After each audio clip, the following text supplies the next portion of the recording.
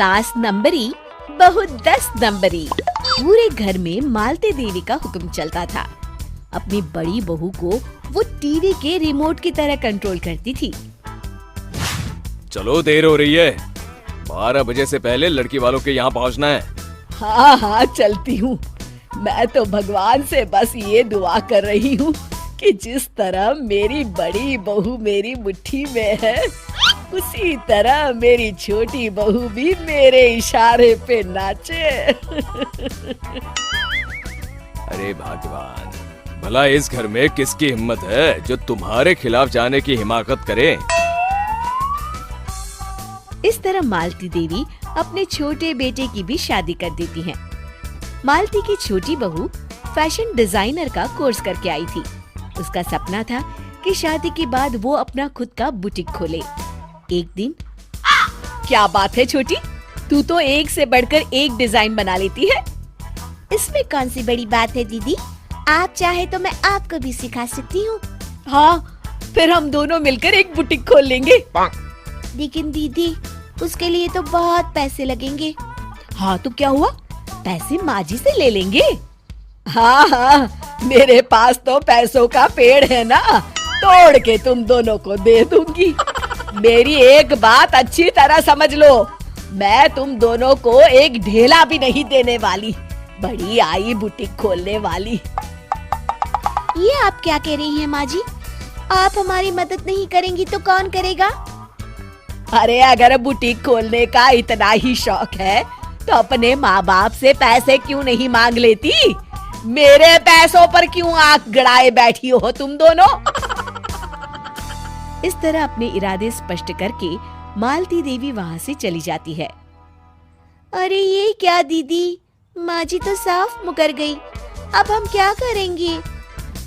तू चिंता मत कर, बुटीक तो खुल के ही रहेगा। कहते हैं कि घी जब सीधी उंगली से नहीं निकलता तो उसे उंगली टेढ़ी करके निकालना चाहिए। माँ जी अपने आप को समझती क्या है? पूरी सोसाइटी जानती है कि माँ जी ने अपनी सास को घर से निकालकर उनकी दौलत पर कब्जा कर लिया है। हाँ दीदी, अब तो जैसे को तैसा करना पड़ेगा। फिर दोनों बहुएं मिलकर एक साजिश रचती हैं। एक दिन, अरे नालायक, जरा ठीक तरह से पैर दबा, बिल्कुल मजा नहीं आ रहा। खाने पीने में तो कोई कसर नहीं छोड़ती। तभी वहाँ बड़ी बहू हाथ में एक फॉर्म लेकर आती है। माँ जी, आपके लिए एक खुशखबरी है। सरकार सभी बुजुर्गों को हर महीने 10,000 रुपए पेंशन देने वाली है। अरे ये क्या कह रही है तू? क्या सच में मुझे हर महीने घर बैठे 10,000 रुपए मिलेंगे? हाँ माँ जी, दीदी सच कह रही है, कल टीवी न्यूज़ में इस बारे में बता रहे थे। बस आप ये फॉर्म पढ़ के इसे भर दीजिए और अपने दस्तखत कर दीजिए, मैं इन्हें ले जाकर जमा करवा देती हूँ। अरे नालायक, बड़ी कामचोर है तू। इस बुढ़ापे में कहाँ तुम मुझसे फार्म भरवा रही है, खुद ही भर ले, मैं दस्तखत कर देती हूँ। ठीक है माँ जी। फिर बड़ी बहू बड़ी चालाकी से फॉर्म के पन्नों के बीच प्रॉपर्टी के पेपर छिपा कर रख देती है और उन पर मालती देवी के दस्तखत करवा लेती है। कुछ दिनों के बाद मालती देवी अपने पति के साथ 2 दिनों के लिए अपने एक रिश्तेदार के यहाँ जाती है। दूसरी तरफ दोनों बहुएं पूरे घर पर अपना कब्जा कर लेती हैं। मालती देवी जब अपने रिश्तेदार के यहाँ से लौटती है तब अपने कमरे में ताला लगा देख आग बबूला हो जाती है। अरे नालायकों, मेरे कमरे में इतना बड़ा ताला किसने लगाया है? माँ जी, ये कमरा तो मैंने अपने बेटे रोहन को दे दिया है और आज से आप बाहर कोने में जो छोटा कमरा बना है ना, वहाँ रहेंगी। अच्छा, मैं उस सड़ेले कमरे में रहूंगी है?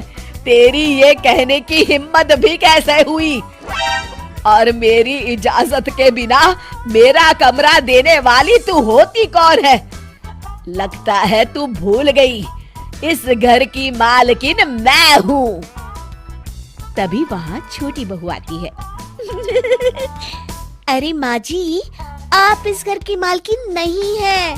अब इस घर की नई मालकिन हम दोनों बहुएं हैं।